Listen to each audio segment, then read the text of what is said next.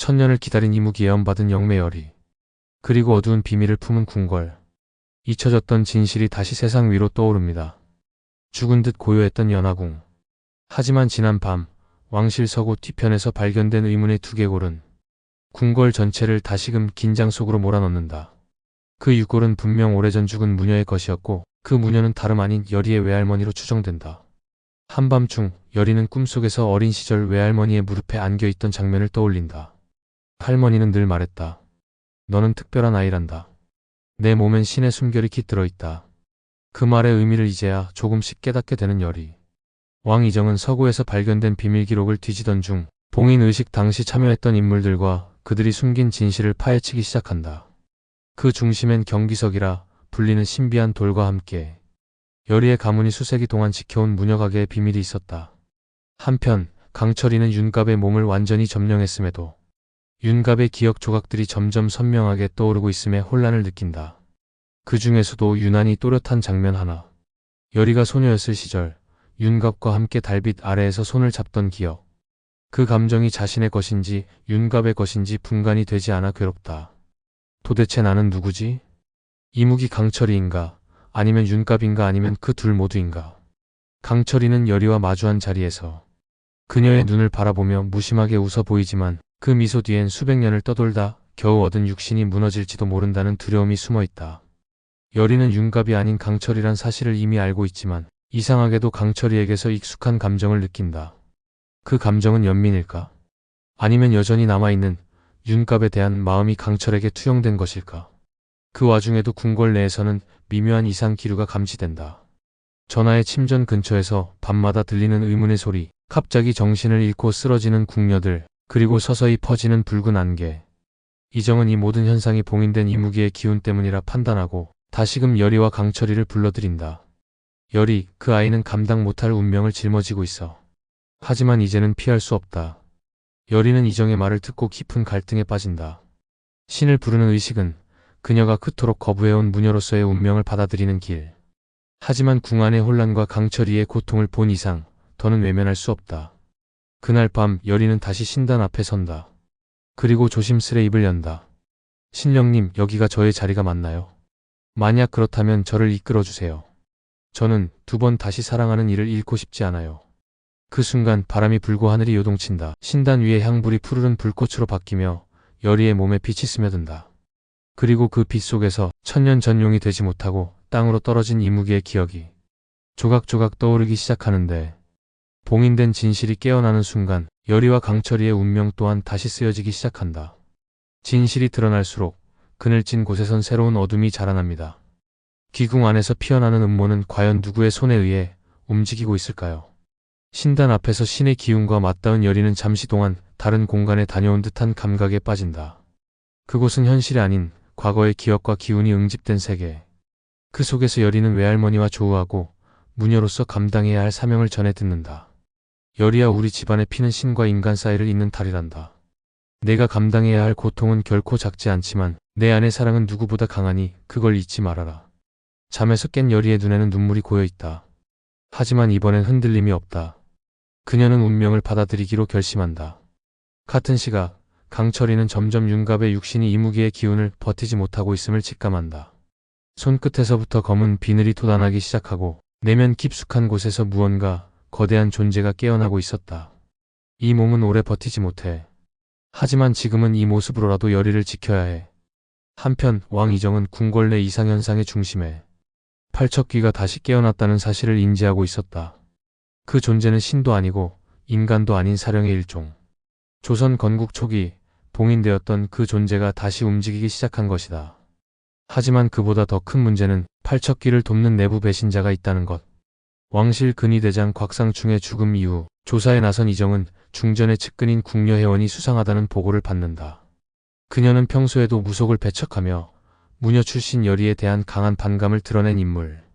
그리고 그녀의 침전에서 발견된 피 묻은 경비석 조각. 그것이 바로 봉인을 해제하는 열쇠라는 사실이 밝혀진다. 이정은 이 사실을 여리와 강철이에게 조용히 전달한다. 혜원이 팔척귀의 봉인을 푼 장본인이라면 그녀는 지금도 궁 안 어딘가에서 다음 의식을 준비하고 있을 겁니다. 이제 여리와 강철이는 한 팀으로 움직이며 혜원의 정체를 밝히고 팔척기의 다음 행보를 막아야만 한다. 그러나 상황은 생각보다 훨씬 복잡하게 얽혀 있었다. 혜원은 이미 궁궐 안 5명의 인물을 조종하고 있었고 그들 중에는 왕세자와 가장 가까운 내관도 포함돼 있었다. 결국 여리와 강철이는 이정에게 간청해 궁궐의 비밀 통로를 이용해 몰래 궁녀 침전을 조사하기로 한다. 그리고 그곳에서 발견한 것, 바로 붉은 천으로 감싸진 고대 주문서와 피로 적힌 진원곡의 일부 가사. 그 가사는 여리의 외할머니가 살아 생전 불렀던 무녀의 노래, 즉 이무기를 다시 잠재우는 진원의 주문이었다. 이건 날 죽이기 위한 노래야. 강철이는 조용히 속삭인다. 하지만 여리는 담담히 말한다. 우리는 내가 인간으로 존재할 수 있는 방법을 찾아야 해. 무녀가 이무기를 죽이기 위해 존재하는 게 아니라 세상을 지키기 위해 존재하는 거라면 방법은 분명 있을 거야. 그 순간 침전 바닥이 흔들리고 붉은 안개가 다시 피어오른다. 그리고 안개 속에서 팔척귀의 형상이 나타난다. 사람의 형체도 짐승의 형체도 아닌 기묘한 그림자와 뿔이 얽힌 그 존재는 여리와 강철이를 향해 천천히 다가오며 속삭인다. 너희가 나의 봉인을 다시 깨웠구나. 그림자가 다가오는 순간 진실은 빛을 잃고 믿음만이 살아남는다. 사람도 아니고 신도 아닌 존재들. 그들이 맞서는 건 결국 자기 자신이었습니다. 팔척귀의 실체가 붉은 안개 속에서 모습을 드러내자 여리와 강철이는 압도적인 기운에 숨조차 제대로 쉴 수 없었다. 팔척귀는 낮게 속삭이며 여리에게 다가온다. 무녀의 피 내 안에 잠든 그것, 나를 다시 봉인할 수 있는 유일한 힘이겠지. 하지만 내가 과연 그 힘을 쓸 수 있을까? 여리는 떨리는 손끝으로 경비석을 움켜쥔다. 손바닥에서 느껴지는 진동은 두려움인가 아니면 각성의 전조인가. 바로 그때 강철이가 앞으로 나선다. 눈빛은 윤갑의 것 같기도 하고 이무기 강철이의 것 같기도 하다. 하지만 지금의 그는 둘 중 어느 것도 아닌 완전히 새로운 존재였다. 이제 그만하자. 난 더는 누구의 몸을 빌려 살고 싶지 않아. 내가 나로 존재할 수 있는 방법을 선택하겠어. 강철이는 스스로의 기를 폭발시키며 팔척귀의 기운을 막아낸다. 그 순간 그의 몸에서는 검은 비늘이 사라지고 대신 윤갑의 심장 부근에서 푸른 빛이 퍼져나간다. 그건 바로 윤갑의 마지막 기억. 즉 여리를 향한 깊은 사랑이 응집된 감정이었다. 이제 여리는 결단해야 한다. 팔척귀를 봉인하기 위해선 진원곡을 완성해야 하고 그 노래가 완성되면 강철이는 완전히 이 세상에서 사라질 수도 있다. 나는 너를 구하고 싶어. 하지만 동시에 궁궐도 지켜야 해. 여리는 눈을 감고 노래를 부르기 시작한다. 그건 과거 외할머니가 불렀던 진원가이자 신을 부르는 노래였다. 푸른 땅 깊이 잠든 숨결이여 돌아오라. 물결처럼 흐르는 생명 위에 다시금 빛을 내려주소서. 노래가 끝남과 동시에 팔척귀의 형체가 붕괴되기 시작하고 주변의 붉은 안개는 흩날리는 나비처럼 사라져간다. 그러나 동시에 강철이의 몸도 흔들리기 시작한다. 그는 웃는다. 아주 잔잔하게. 이제 됐어. 처음부터 바라던 건 이거였는지도 몰라. 여리는 눈물로 젖은 얼굴로 고개를 젓는다. 안 돼, 넌 아직 살아있잖아. 윤갑의 기억 속에서 내 마음이 분명히 있었어. 그때 왕이정이 나타난다. 그리고 손에 들고 있던 황룡의 비늘 조각을 꺼내 강철이에게 건넨다. 이건 1000년 전 이무기를 인간으로 환생시키기 위해 만든 의식의 마지막 열쇠다. 지금이라면 너를 다시 태어나게 할 수 있을지도 모른다. 왕의 손길에 의해 강철이의 몸은 다시 안정되고 붕괴되려던 윤갑의 육신은 온전히 봉합된다. 그날 밤 여리는 처음으로 신단 앞이 아닌 궁궐 정원에서 강철이와 단둘이 마주 앉는다. 넌 이제 뭐가 되고 싶은데? 강철이가 묻는다. 여리는 조용히 답한다.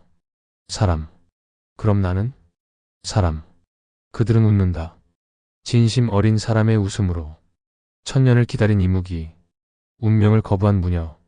그들이 서로를 바라보는 순간 세상은 아주 조용히 바뀌기 시작했다.